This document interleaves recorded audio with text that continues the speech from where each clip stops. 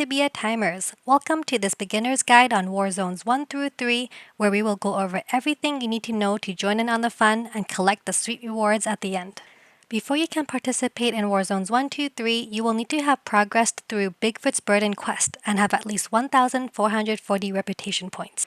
To get these points, you can complete the daily tasks, but most people, including myself, would recommend just buying minor crystalline tokens from the marketplace if you can afford it to trade in for points instead.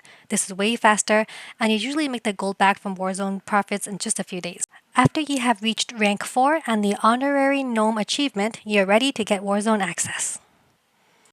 To access Warzone 1, you will need to talk to Mission, and to get through the teleporter, you will need a red teleport crystal for temporary one-time access or hand and death strike snippet to Mission for permanent access. To access Warzone 2, you will need to have completed Warzone 1 at least once and have either a red teleport crystal again or hand in Gnome Evil's hat for permanent access. To access Warzone 3, you will need to have completed Warzone 2 at least once and have either a red teleport crystal or hand in Abyssiter's Lash for permanent access. It is important to note that for a Warzone to be considered completed, you must collect the treasure from the treasure chest, which are located nearby to the north of each of the Warzone entrance teleporters. To hand in the item for permanent access, you don't need to have completed the Warzone, but you do need to have access to the Warzone. For example, you can hand in Death Strike Snippet right after talking to Mission, but you can't hand in Nomivel's hat if you haven't completed Warzone 1 yet. Next, you will need to find out what time your server starts the Warzones and in what order. For example, I'm in Pissera and we start with Warzone 1, then 3, and then 2. With this order, if it is your first time getting access, you will start with Warzone 1, but after that's completed, you won't have access to Warzone 3 yet. So after collecting the Warzone 1 reward, you will wait at Warzone 2 to rejoin the party after they finish Warzone 3. Then the next time around, you should have access to all 3 Warzones. Now onto the actual Warzones. The main two creatures here are Humongous Fungus and Hideous Fungus, so using a fire weapon or GFBs would be most effective. The boss here is Deathstrike, and along with the other bosses, it's quite straightforward. EK should trap him, and everyone just attacks. Sudden death runes would be good here, and try not to stand in the way of the waves and beams. When you first enter the teleporter, you're in what is essentially the waiting area, and this is a safe spot. This is the same with Warzone 2 and 3 as well. When the time has come to start, usually the higher levels of the Brave will go through the second teleporter first, and then the rest start following. Make sure you're wearing your Dwarven ring before entering.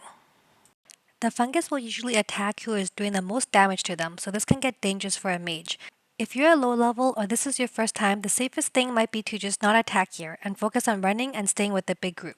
Remember, there is safety with numbers. Once the party has reached the end, someone will have to use the green statue here, which will start the wave. Every few seconds, a wave of fungi will spawn in the area. The party will have to survive 10 waves, which is a bit over 3 minutes. The safest spot will be in the back here, where people are usually stacked. If the party size is small or things are looking a little dicey, an option is to have everyone stack here and use magic walls to block off the horde of fungi. After the 10 waves, the teleporter to the boss room will open here and you can go through.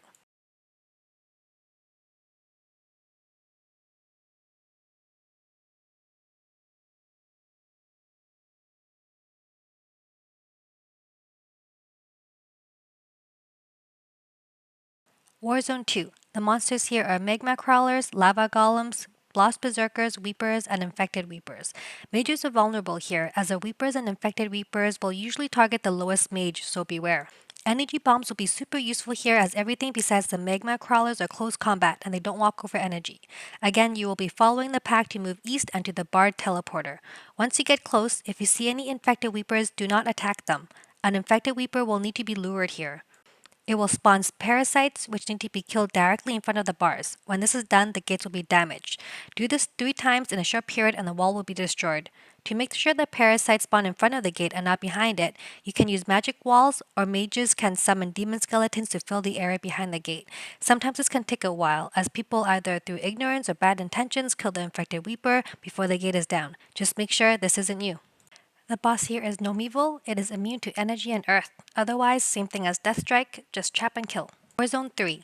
The monsters here are Cliffstrider, Orewalkers, Lost Berserkers, and Iron Blight. Holy or energy attacks would work well here. Energy bombs are also useful here as all the creatures will walk around them except for Cliffstriders. For Cliffstriders, if needed, use fire bombs. A big thing to watch out here are the strong mana attacks. Here's a map of where you will start and where you need to go.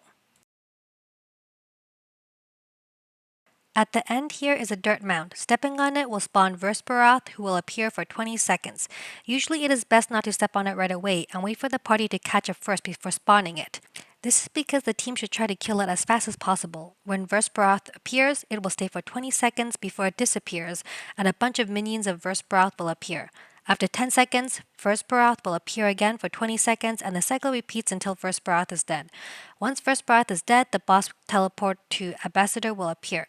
If the party doesn't kill Versparath in the first 20 seconds, it can get a bit dangerous for low levels when the minions spawn. If you're a mage and this is your first time, mana shielding might be a good option, and make sure you are standing on energy bombs. Another strategy some people do is actually to wait in the back in this area here, so they aren't in the room with the minions at all.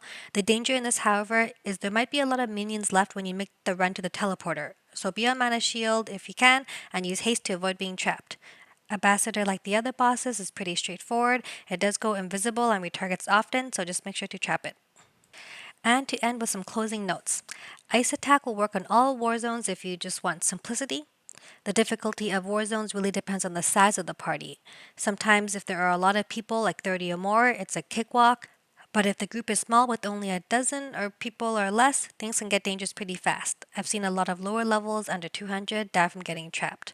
While you generally want to stay in a big group, you don't want to be too far behind those at the front, since the teleporter to the boss is only open for a minute. If the boss teleporter closes before everyone goes in, this party will be split into two, and usually you'd rather be with the first group who are more likely to be high level, making the bosses easier to kill. I wouldn't recommend map clicking, but if you do, click very short distances and be very careful to watch where you're going.